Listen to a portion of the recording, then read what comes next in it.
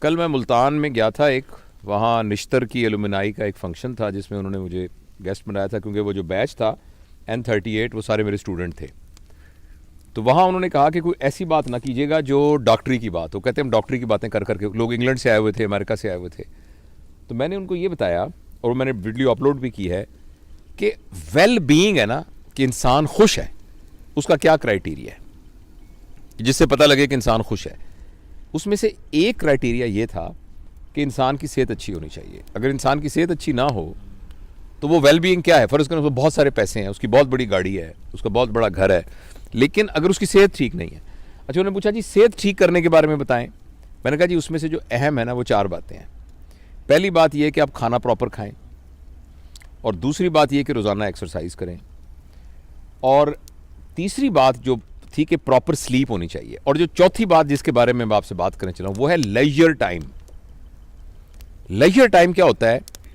جو آپ دکان پہ بیٹھتے ہیں وہ لیجر ٹائم نہیں ہے، جو آپ شاپنگ کرنے جاتے ہیں وہ لیجر ٹائم نہیں ہے، جو آپ فرض کریں میں سرجن ہوں، میں آپریشن کو بڑا انجوائے کرتا ہوں، مگر یہ بھی لیجر ٹائم نہیں.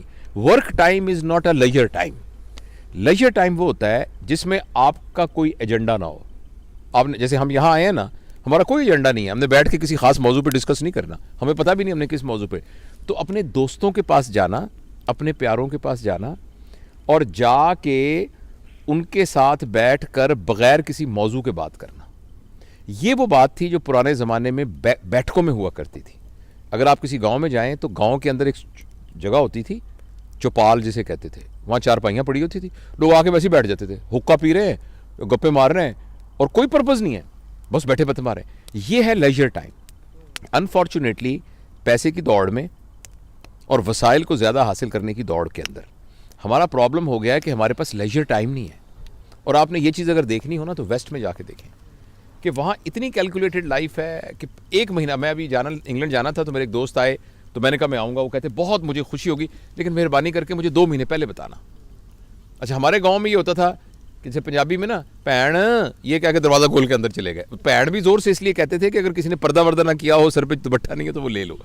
اور مجھے یاد ہے میرے والد صاحب، وہ ہم ملتان میں رہتے تھے، پھر اسلام آباد میں بھی، کہ ان کے دوست آتے تھے، روز شام کو دوست آتے تھے اور وہ آ کے بیٹھک میں بیٹھ جاتے تھے. مجھے کبھی ہم ان کے گھروں میں جاتے، میں چونکہ اکیلا ماں باپ کا بیٹا تھا تو ابو مجھے بھی ساتھ لے جاتے تھے. وہاں وہ آرام سے بیٹھے تھے، گپے مارتے تھے، کہانیاں سناتے تھے.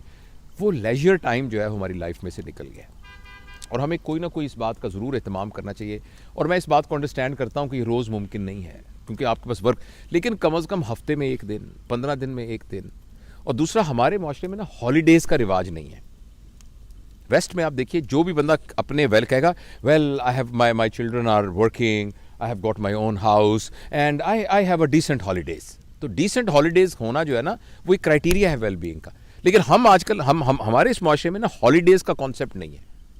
ہم ہالیڈیز، تو ہمیں ہالیڈیز ضرور کرنی چاہیے، اور بڑی ہالیڈیز نہیں کر سکتے، چھوٹی ہالیڈیز کرنی چاہیے جس میں آپ 4-5 گھنٹے کے لیے دوستوں کے ساتھ بیٹھے ہیں اور گپے مارتے ہیں. اس کے علاوہ ایک چیز جس کو ہم نگلیکٹ کرتے ہیں اور جس کا نبی کریم صلی اللہ علیہ وسلم نے بڑا کہا ہے، وہ ہے صلہ رحمی.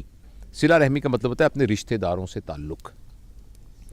یعنی گاؤں میں ہمارے عزیز رشتہ دار رہتے ہیں، شہر میں رشتہ دار، ہمیں کم از کم 15 دن بعد، مہینے بعد ان کے پاس جانا چاہیے، ان سے ملنا چاہیے، ان کی خیر خبر لینی چاہیے. تو میں بس اپنی بات کو ختم کرنے سے پہلے ایک چھوٹا سا آپ کو واقعہ سناتا ہوں. میں کوشش کرتا ہوں کہ 8-10 منٹ سے لمبی بات نہ ہو تاکہ لوگ اس کو سن سکیں، لیکن یہ بڑا ایک شاندار میں اسلام آباد گیا امتحان لینے کے لیے، FCPS کا امتحان لینے کے لیے. وہاں اسلام آباد ہوٹل میں ٹھہرا. تو جب میں اسلام آباد میں ٹھہرا تو میں چونکہ وہیں پڑا بڑا ہوں اور وہیں سارا، تو مجھے ایسی خیال آیا، تو میں نے ایک دوست کو فون کیا، اس کا نام مراج ہے، سن رہا ہوگا شاید، نیورو سرجن ہے وہ. میں نے کہا یار ماجے میں آیا ہوں ادھر، تو کدھر ہے تو کہتا تم کہاں ٹھہرے ہو؟ میں کہا میں ادھر ہوں جو اسلام آباد ہوٹل میں جس کا نام ہالیڈے ہے. تو وہ کہنے لگا کہ لے میں تو اس کے سامنے سڑک سے گزر رہا ہوں، کون سا کمرہ ہے تمہارا؟ میں نے بتایا، کہتا میں آ رہا ہوں. اچھا وہ آ گیا. اچھا اتنے میں نے اس نے کہا یار اس کے ساتھ ہی محبوب اللہ ہی رہتا ہے، وہ خبریں میں کام کرتا تھا، تو وہاں کوئی ایڈیٹر شیڈیٹر تھا، تو اس نے کہا میں اس کو بھی بلا لیتا ہوں. وہ محبوب اللہ بھی آ گیا. اس کے بعد ہمارا ایک اور دوست تھا، تو اس نے اس کو فون کیا، وہ بھی آ گیا، تنویر ظفر، وہ آج کل امریکہ میں ہے، وہ بھی آ گیا. ہم چاروں جب بیٹھے نا تو ہم نے گپے مارنی شروع کر دی، اور میرا جانے کا ٹائم تھا جہاز کا. تو اچانک مجھے کہنے لگا یار بالکل ساتھ واجد ہے، یہ سارے میرے اسکول کے کلاس فیلوز تھے.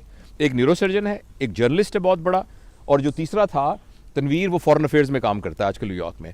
تو واجد جو ہم میں سے تھا نا، اس کے والد صاحب تھے درزی تھے.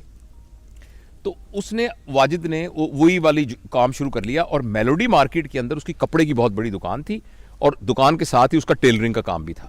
تو اس نے کہا یار میں واجد کو پتہ لگے گا کہ تم آئے ہوئے جوید تو بڑا خوش ہوگا, تو چلتے ہیں. تو میں نے کہا چلتے. تو میں نے نیچے سامان چیک آؤٹ ہونے کے لیے میں نے کہا ساتھ ہی واک کر کے چلتے ہیں.